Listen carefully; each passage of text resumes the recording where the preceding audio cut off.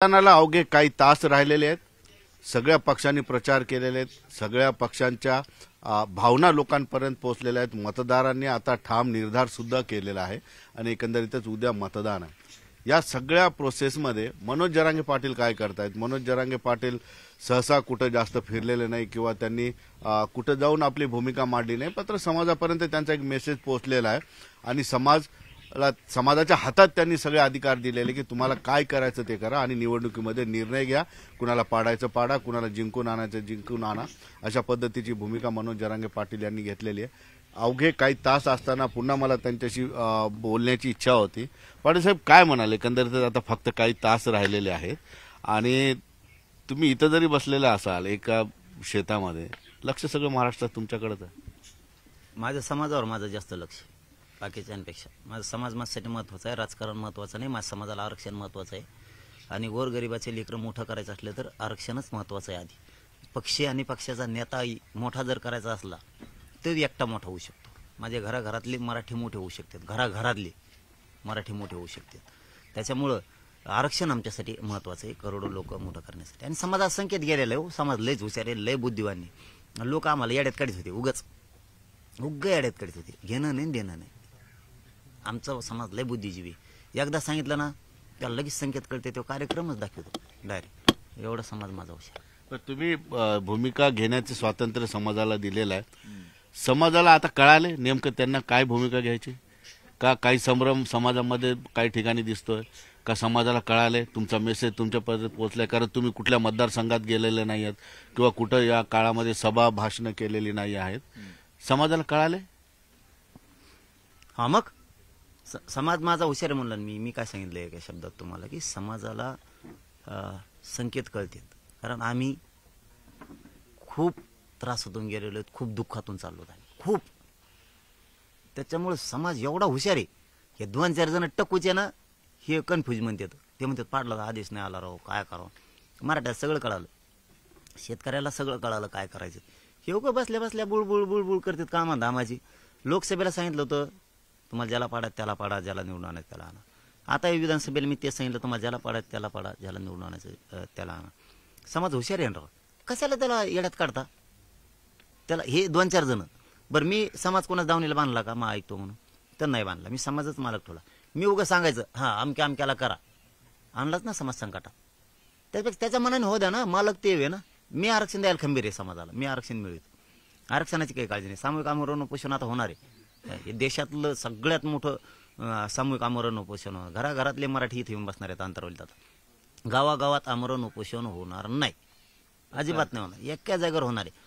त्यामुळे मराठा समाजाला सांगतो की तुम्ही फक्त मला सांगा कानात गपचीत की अमक्या अमक्याला आम्ही मतदान केलं तर ते तुमचे कामं कसं करत नाही, मागण्या कशा करीत नाही ते मी बघतो. त्याची काळजी नका करू तुम्ही. मी त्यांच्याकडे बघतो.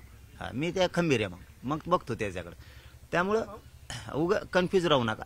आणि अभियान लोकमतच्या माध्यमातून एक जाहीर सांगतो मराठा समाज, मतदानाला जाताना गरीब मराठ्यांपासून, शेतकरी मराठ्यांपासून, नोकरदार वर्गातल्या मराठ्यांपर्यंत, उद्योगपती मराठ्यांपर्यंत फक्त तुमच्या पोराला पुरीला एकदा विचार, मी नेत्याला बघून मतदान करू का तुला आरक्षण लागतंय ते आरक्षणाला बघून मतदान करू, एवढंच विचारा. आणि तुमचे पोरं सांगतील ते करा. हे सगळ्यांनी करा. जाताना तुमचे पोरं जर घरी नसतील तर शिकायला गेले असले तर फोन करून विचारा, मी नेत्याला मोठं करायसाठी मतदान करू का आरक्षणाच्या बाजूनं तुला मोठं करायसाठी मतदान करू. एवढंच विचारा फक्त. बाई काहीच इच्छा नाही. आणि मग मतदान करा. माझं पण ऐकू नका. शेतकरी मराठ्यांनी सुद्धा घरातून बाहेर पडताना आपल्या पोराला, पोरीला, नातवाला एकदा विचारा, मराठ्या तू नेता मोठं करायसाठी मतदान करू का पोराओ तुला मोठं करायसाठी आरक्षणाच्या बाजूने मतदान करू. जे तुमचे पोरं पोरी सांगते तेच करा.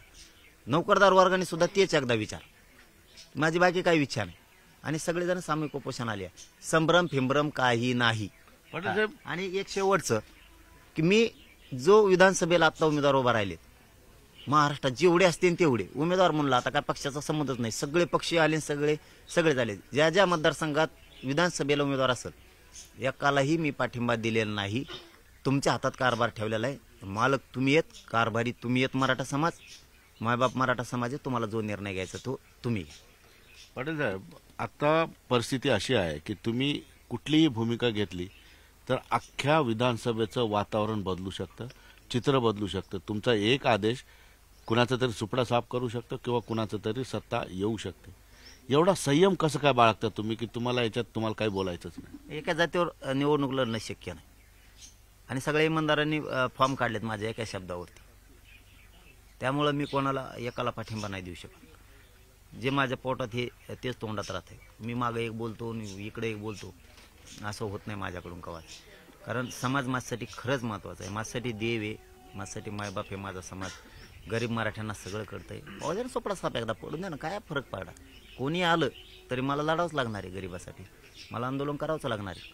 पण तुम्ही बोलताना नेहमी बोलता की मी जर भूमिका घेतली समाज संकटात येईल, मला समाज संकटात आणायचं नाही. समाज का संकटात येईल असं वाटतं तुम्हाला? तुम्हाला सांगतो, आता एका जातीवर उभा केली असती तर जिंकणं शक्य नव्हतं. हे येड्याला सुद्धा कळतं. मी तर समाजाचा मुलगा म्हणून पुढं होऊन काम करतोय. एका जातीवर आल्यावर समाज घातला ना संकटात, मी मूर्खासारखा. हा समीकरण असतं तर आमचं एक बी शीट पडत नव्हतं, एक पण समीकरण नाही. आणि उगाच इथं 2-3 लाख जमले म्हणून तेवढ्यावर निर्णय घ्यायचा, हे मूर्खपणा मी करू शकत नव्हतो. समाज संकटात देत सोडून आणि बसतो त्यांना अडचणीत संकटात आणून. त्यापेक्षा मोकळा ठेवला ना. आता मजा बघतोय मराठा समाज सगळ्याची, काय चाललंय काय नाही, कोण कुंकड किती आरडतोय, काय करतोय, कोणाचे कसे धावपळ आहे, काय मस्त मजात बघतोय. समरबात नाही, काय नाही, काय नाही समाज. उद्या बघा ना कसा शिक्का चालतोय मराठ्याचा. एक शिक्का चालते, धनाधन पाडी ते धडाधड सोडीत. आरक्षणाला किमान आरक्षणाला विरोध करणारे तरी मराठ्यांनी सोडायला नाही पाहिजे, अजिबात नाही सोडायला पाहिजे. कारण आपल्या लेकरांचं इतकं वाटलं झालं की भयंकर वाटलं झालं. त्यामुळे मराठा समाज हुशार आहे हो. तो माझ्या बघतोय, काही अडचण नाही. फक्त तेवढीच एक अडचण आहे माझी की समाजाने जाताना प्रत्येकानं, किंवा आजच विचारून घ्या, उद्या गडबडीत विचारता नाहीच तुम्हाला. आज दिवसभरात आपण आपल्या लेकीला, लेकाला, नातवाला फोन करून विचारा. पाटील साहेब, तुमचं मतदान आहे, तुम्ही काय विचार करून मतदान करणार? उद्या मतदान करणार तुम्ही सुद्धा. आता माझा समाज सांगणार नाही म्हणल्यावर मी कसं काय सांगा? नाही, कुणाला मतदान करते हे नाही. मतदान करताना ते बटन दाबताना तुमच्या मनात काय विचार राहतील? समाजाचं दुःख, शेतकऱ्याचं दुःख, गोरगरीब ओबीसीचं दुःख. शेतकरी प्रचंड हालाकीत आहे, ते राहणार. दलित, मुस्लिम, गोरगरीब मराठा हे माझ्या डोक्यापुढे राहणार. न्यायाच्या बाजूनं सगळे धावणार आहेत. मीही धावणार आहे, सगळे राज्यातली जनता धावणार आहे. बदला घ्यायची संधी एवढीच आहे.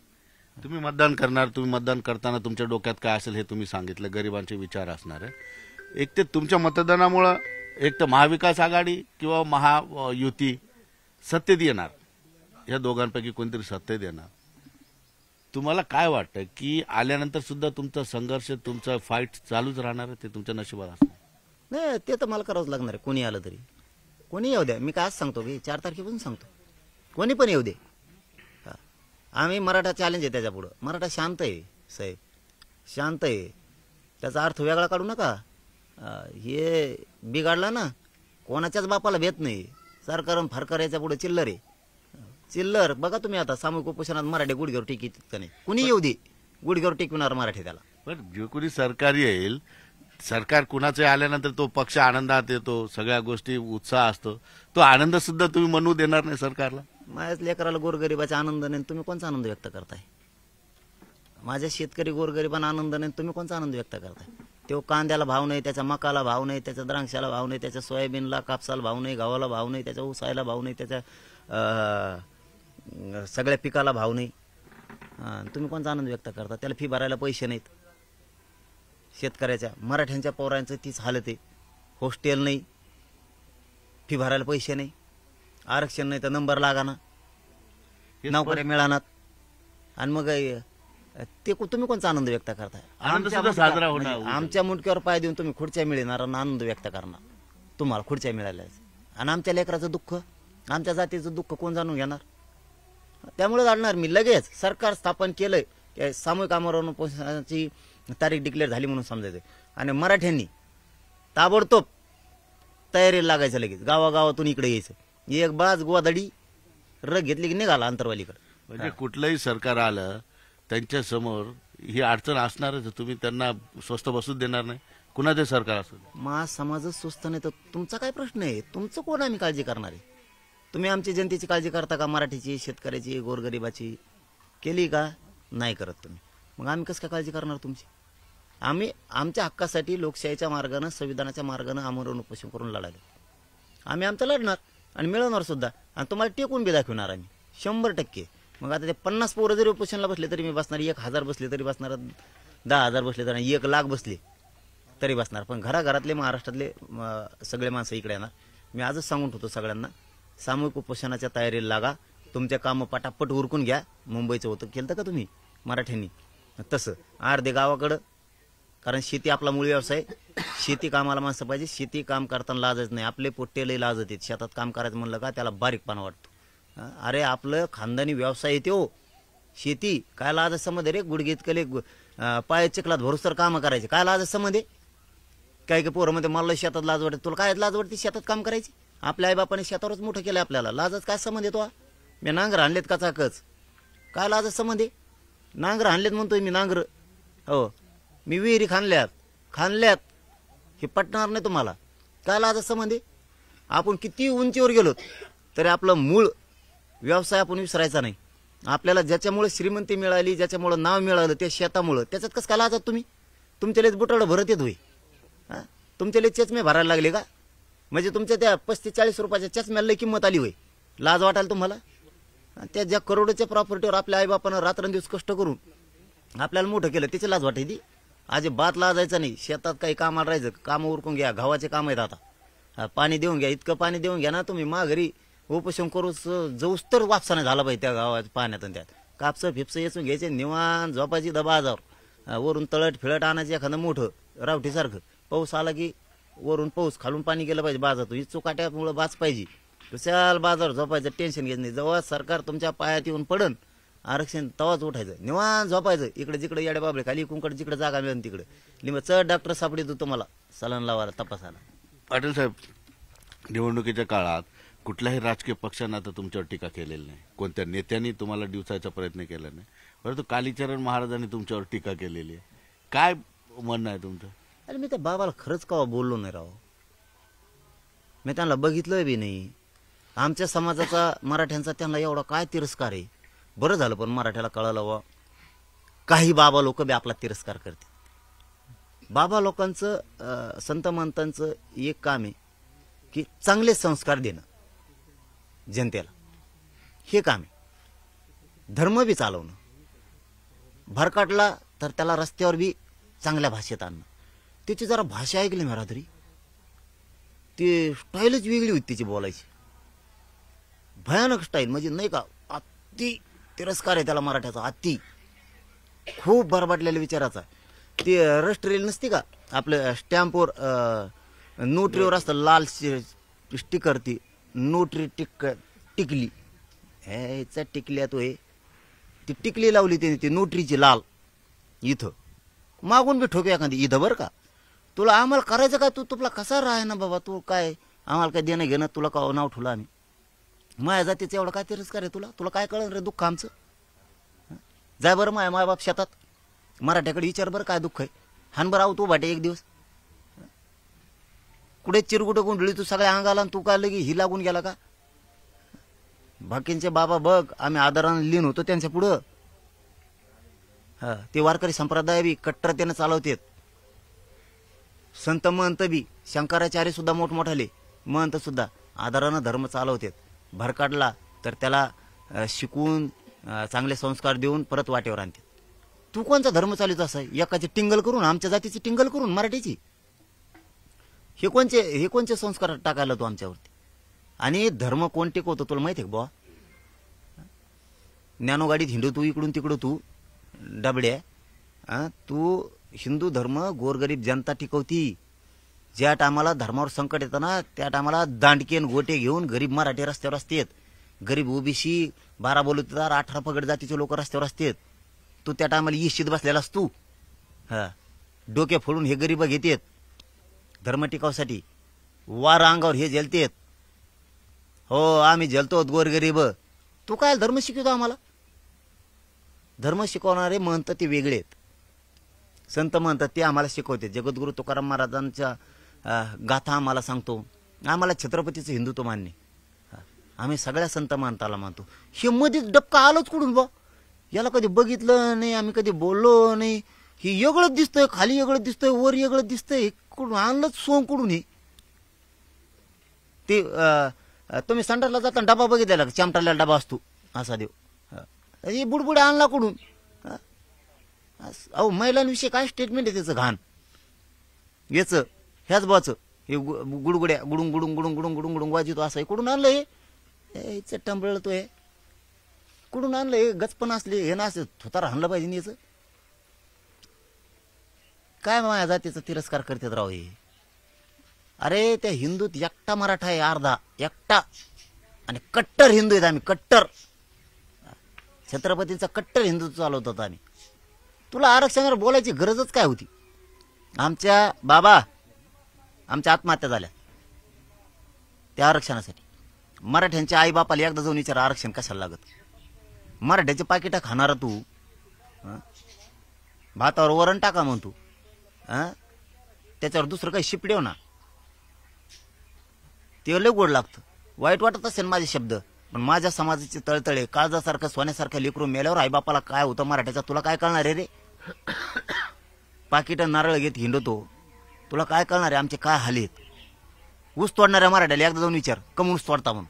ते म्हणतात मग लेकरू मोठं व्हावं म्हणून. मुंबई पुण्यात हमाली करणाऱ्या, टपऱ्या चालवणाऱ्या, छोटी छोटी हॉटेल चालवणाऱ्या, लोखंडाच्या कंपनीत लोखंड उचलणाऱ्या, सिमेंटच्या कंपनीत सिमेंट उचलणाऱ्या मराठ्याला एकदा विचार आरक्षण कशाला लागतं आणि तुम्ही कम कष्ट करता म्हणा एवढे.